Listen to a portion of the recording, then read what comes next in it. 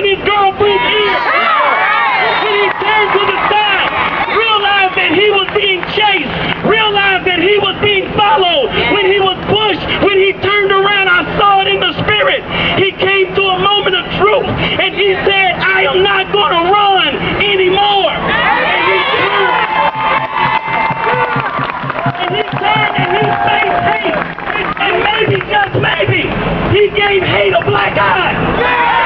Just maybe, he threw hate on the ground. Maybe, just maybe, he died fighting against hate. But if it be the case, if Trayvon died fighting against hate, then how can we run when he turned around?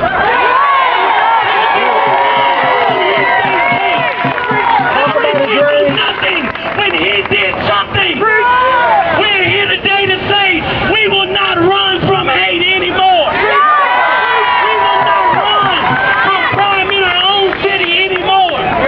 We will not run from teenagers who have no home training, who are making our downtown unsafe. We will not run from a corrupt, listen, when the police chief stepped down, he did not do us a favor. We would have much rather that the police chief stepped up and simply did what's right. All we wanted the police chief to do was do what's right.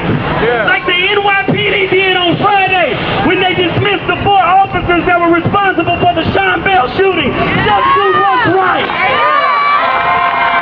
Like Jackson, Mississippi did in Hinds County when they charged with capital murder and a hate crime the murderer of James Craig Anderson, who ran him over and killed him because he was black. Just do the right thing.